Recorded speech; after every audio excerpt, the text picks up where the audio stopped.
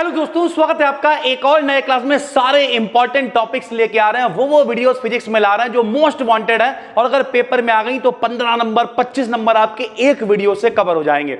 आज की इस वीडियो में हम लोग बात करने वाले हैं एम्पियर सर्किटल लॉ या एम्पियर सर्किटल थ्योरम के बारे में, जिसे आपने 12th क्लास में हिंदी में पढ़ा है। एम्पियर का परिपथीय नियम बहुत ही आसान है भैया। क्या है एम्पियर का परिपथीय नियम? एम्पियर माने क्या होता है? करंट होती है, धारा होती है मेरे भाई, यानी धारा का कुछ मान होगा जो परिपथीय नियम का मतलब क्या, किसी सर्किट के लिए हम कुछ निकाल लेंगे, किसी सर्किट का कुछ मैग्नेटिक फील्ड वगैरह निकाल लेंगे, उसके बराबर होगा। आओ समझाते हैं आपको क्या नियम है मेरे भाई, बहुत आसान से समझाएंगे भैया। यहां देखो, किसी क्लोज सर्किट का मतलब कोई बंद परिपथ है, बंद परिपथ के अलोंग मैग्नेटिक फील्ड को काहे से लिखते हैं भैया? मैग्नेटिक फील्ड को बी वेक्टर से लिखते हैं, जिसे हम लोग चुंबकीय क्षेत्र कहते हैं भाई, ठीक है। तो किसी क्लोज्ड सर्किट के अलोंग मैग्नेटिक फील्ड अगर हम लोग लें, यानी चुंबकीय क्षेत्र का जो मान है उसका लीनियर इंटीग्रल, यहां पर जितने भी बच्चे हैं सारे मैथ वाले हैं, पता है उन्हें लीनियर इंटीग्रल क्या होता है। इंटीग्रल मतलब क्या होता है? समाकलन कर रहे हैं, लीनियरली कर रहे हैं मेरे भाई। जब कभी किसी सीधे तार की बात करेंगे, सिर्फ लंबाई की बात करेंगे, लीनियरली हो गया। एरिया की बात करेंगे तो एरियल हो गया। आयतन की बात करेंगे तो वॉल्यूमेट्रिक हो गया मेरे भाई, सीधी सी बात है। इसका मतलब लीनियर इंटीग्रल करेंगे उस क्लोज सर्किट के द्वारा घेरे गए एरिया से जुड़ी करंट का म्यू 0 गुना होता है।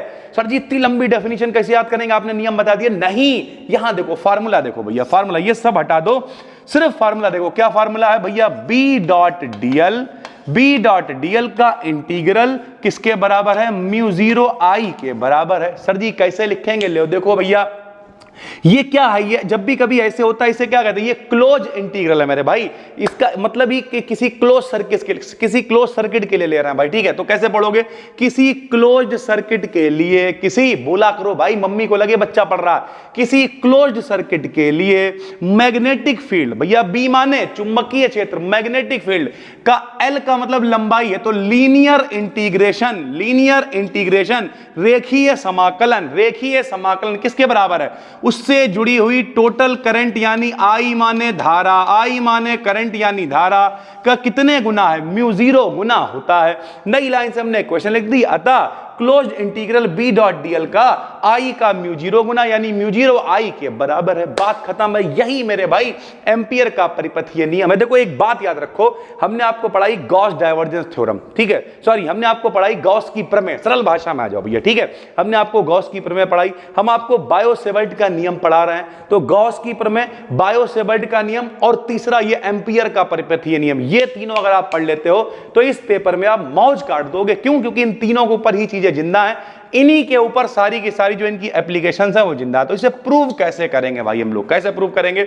बी डॉट डीएल का मान म्यू 0 आई के बराबर है भाई, ठीक। आओ देखते हैं कैसे प्रूव किया। हमने सबसे पहले फिगर के अकॉर्डिंग एक लंबा और सीधा तार ले लिया, क्योंकि लीनियर इंटीग्रल की बात हो रही है, यानी सिर्फ लंबाई की बात कर रहे हैं। तो हमने क्या किया कि लंबा और सीधा तार ले लिया। देखो ये लंबा और सीधा तार है, इसमें भैया धारा कितनी बह रही है? आई। तो हमने लिख दिया फिगर के अकॉर्डिंग एक स्ट्रेट वायर लिया गया है जिसमें करंट कितनी? आई प्लेन के परपेंडिकुलर डायरेक्शन में बह रही है। मान लिया ये मेरे भाई प्लेन है, ये सीधा तार है, तो ऐसे करके भैया परपेंडिकुलर डायरेक्शन में प्लेन के ये बह रही है। ये इस तरीके का चित्र है मेरे भाई, इसलिए तार यहां पे आपको नहीं दिख रहा है कि भैया ये प्लेन के अंदर की तरफ एक तार आपको दिखाया गया। हम ये मान के चलेंगे कि इससे आर रेडियस यानी आर मीटर की दूरी पर एक कोई पॉइंट होगा, वहां पर भैया मैग्नेटिक फील्ड होगी। इस तरीके से ये हम लोग अगर इसे बनाएंगे तो आर त्रिज्या का एक वृत्त बन जाएगा, सर्किल बन जाएगा। ऐसे ही हमने लिखा।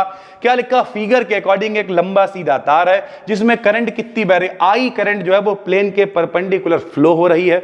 जब मेरे भाई करंट फ्लो हो रही है तो सभी को पता है, छोटे क्लास से पढ़ाया जाता है, लंबे सीधे तार के लिए बायो-सेवर्ट के नियम से चुंबकीय क्षेत्र यानी मैग्नेटिक फील्ड का फार्मूला होता है बी बराबर म्यू 0 अपान 2 पाई आई अपान आर। ये लंबे सीधे तार के लिए फार्मूला होता है। नहीं पता तो आज से देख लो। बी माने मैग्नेटिक फील्ड, म्यू 0 अपान 2 पाई कांस्टेंट होता है, आई मेरे भाई धारा है, आर वो दूरी है जहां तक मैग्नेटिक फील्ड को नाप रहे हैं। मान लिया ये लंबा सीधा तार है, इससे इतनी दूरी पर, आर मीटर की दूरी पर मान ले रहे हैं बिंदु पी है, यहां पे मैग्नेटिक फील्ड मान ले रहे हैं बी है। तो ये जो बी निकालना है हम लोगों को, उसका फार्मूला क्या होता है सीधे तार के लिए, B बराबर mu 0/2 pi I upon are. ये हमने लिख लिया भाई, बायो सेवर्ट के नियम से हमें पता है फार्मूला होता है। इस मैग्नेटिक फील्ड की डायरेक्शन रेडियस आर के उस सर्किल पर स्पर्श रेखीय होगी जिसकी सेंटर वायर पर हो, जिसका सेंटर कहां होगा, वायर पर होगा। हमने लिख दिया कि ये जो मैग्नेटिक फील्ड है, ये देखो क्या साफ साफ लिखा, इसका जो मैग्नेटिक फील्ड की जो डायरेक्शन होगी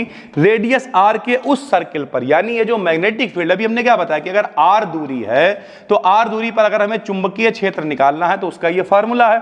और अगर आर दूरी पर चुंबकीय क्षेत्र है तो इस आर त्रिज्या का अगर हम लोग मेरे भाई क्या करें, एक वृत्त खींच दें, इस आर त्रिज्या का एक वृत्त खींच दें तो यहीं पर हमने मैग्नेटिक फील्ड निकाली है। तो ये मैग्नेटिक फील्ड की जो मैग्नेटिक फील्ड होगा वो इसके क्या होगा, स्पर्श, इससे कनेक्ट कर रहा होगा, स्पर्श कर रहा होगा, टच कर रहा होगा भाई।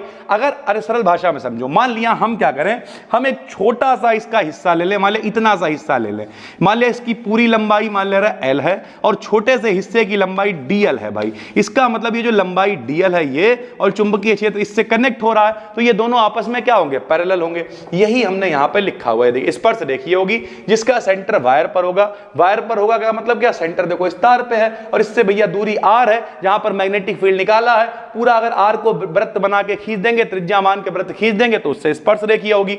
बी का मान सर्किल के सभी पॉइंट्स पर एक जैसा होगा। बी का मान, अब जाहिर सी बात है सारी ही त्रिज्याएं, तो जितना यहां होगा उतना यहां होगा, उतना यहां होगा, उतना यहां होगा। और अगर इसके छोटा सा एक हिस्सा ले ले डीएल तो उसके पैरेलल होगा। तो साफ साफ लिख दिया, तथा डायरेक्शन डीएल के पैरेलल होगी। भाई सीधी सी बात है, जो चुंबकीय क्षेत्र की डायरेक्शन है वो जो डीएल का मतलब अगर छोटा सा हिस्सा हम ले लें, कोई भी छोटा सा हिस्सा यहां ले लो, यहां ले लो, यहां ले लो, यहां ले लो, कहीं भी, उसके पैरेलल होगी भाई। तो हमने लगाया फार्मूला, क्या फार्मूला लगाया भैया कि बी डॉट डीएल हमें चाहिए है। बी डॉट डीएल हमें सिद्ध करना है किसके बराबर, म्यू 0 इंटू आई के। तो हमने एलएचएस ले लिया, सरल भाषा में कहें तो लेफ्ट हैंड साइड ले ली हमने, ठीक है। बी डॉट डीएल ले लिया। सभी को पता है कि जब कभी भैया बी डॉट डीएल चल रहा है, अगर डॉट हटाते हैं तो भैया वेक्टर हटा के कॉस थीटा लगा देते हैं, डॉट हटाते हैं तो कॉस थीटा लगा देते हैं। अब भैया हमने क्या कहा कि भैया ये जो है अगर इसकी छोटी सी लंबाई हम ले रहे हैं तो ये क्या है, मान ले रहे हैं डीएल है, तो इसका जो चुंबकीय क्षेत्र होगा वो भी इसी के पैरेलल होगा, स्पर्श रेखीय होगा। तो दोनों के बीच अगर दोनों पैरेलल हैं भाई, तो इनके बी और डीएल अगर पैरेलल हैं, समांतर हैं, तो बीच का कोण क्या होगा, 0 होगा। तो जब आप यहां पे cos 0 रखोगे तो cos 0 की वैल्यू कितनी हो जाएगी, 1 हो जाएगी। तो जब ये 1 हो जाएगी तो हमने लिख दिया बी डॉट डीएल का मान किसके बराबर होगा, इंटीग्रेशन जो क्लोज लगा हुआ लगा रहने दिया, बी डॉट डीएल को लिखेंगे B dl cos theta, cos theta में थीटा का मान 0 रखेंगे, cos 0 की वैल्यू 1 हो जाएगी। तो यहां 1 लिखो ना लिखो कोई फर्क नहीं पड़ता है। बी को हमने बाहर निकाल लिया। क्लोज इंटीग्रल काहे के लिए है भैया, डीएल के लिए है। सभी को पता है आप थर्ड सेमेस्टर में इंटीग्रेशन से डी खत्म हो जाएगा, क्योंकि डिफरेंशिएशन का उल्टा इंटीग्रेशन होता है, डी भैया खत्म हो जाएगा, बन का क्या आ जाएगा, एल आ जाता है यार, ऐसे तो समझते हो ना, अपनी देसी भाषा में समझाएं, सांप डी को खा जाएगा, बचा हुआ एल आ जाएगा। यहां हमें यह समझाने की जरूरत नहीं है, बायोलॉजी वालों को याद करवा देते हैं, क्योंकि बायोलॉजी वालों के पास ये सब चीजें नहीं होती हैं, आपको पता है।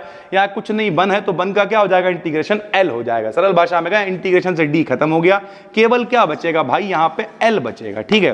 तो बी बचा, इसे उतार लिया, एल बचा। ध्यान से समझो, ये जो वृत्त है भाई, अगर इस वृत्त की हम लोग बात करें और इसके छोटे से हिस्से की बात कर रहे हैं तो ये डीएल है भाई। अगर छोटे से हिस्से की बात कर रहे हैं तो डीएल है। पूरे तार की लंबाई अगर करोगे, पूरे की लंबाई की बात करोगे तो वह लंबाई कितनी होगी, एल लंबाई होगी। और एल लंबाई अगर ये है, पूरी लंबाई अगर एल है और इसकी त्रिज्या आर है, तो भैया अगर त्रिज्या आर है तो ये पूरा ये जो है इसे लंबाई कहो या इसी को परिधि कहते हैं। क्या कहते हैं, सरकमफ्रेंस, परिधि कहते हैं। तो परिधि क्या होती है, 2 पाई आर होती है भैया। परिधि क्या होगी, 2 पाई आर होगी। तो अगर इसकी पूरी लंबाई, छोटी सी लंबाई डीएल है, पूरी लंबाई एल है, तो वो एल किसके बराबर होगी, सरकमफ्रेंस यानी परिधि के बराबर होगी। तो एल को हमने 2 पाई आर के बराबर रख दिया। कहां से आता है भैया, कोण बराबर चाप बटे त्रिज्या होता है यार। पूरा कोण कितना होता है बताओ, अगर सरल भाषा में 180 आधा होता है, देखो ऐसे पाई आधा, पाई आधा, तो पूरा कोण कितना होता है, 2 पाई। कोण बराबर चाप कितने की है बताओ, चाप ही तो परिधि है, वही हम निकाल रहे हैं भैया, परिधि कह लो उसे, बटे में त्रिज्या कितनी है आर, इधर भेजोगे तो पूरा चाप कितना निकल जाएगा, 2 पाई आर निकल आएगा। तो इस तरीके से इसकी सरकमफ्रेंस यानी जो पूरी परिधि होती है वो 2 पाई आर होती है। तो डीएल का भैया यहां से इंटीग्रेशन से डी खत्म हो गया, एल किसके बराबर हो जाएगा, 2 पाई आर के, क्योंकि पूरी लंबाई परिधि के बराबर होगी। बी डॉट डीएल ऐसे रखा।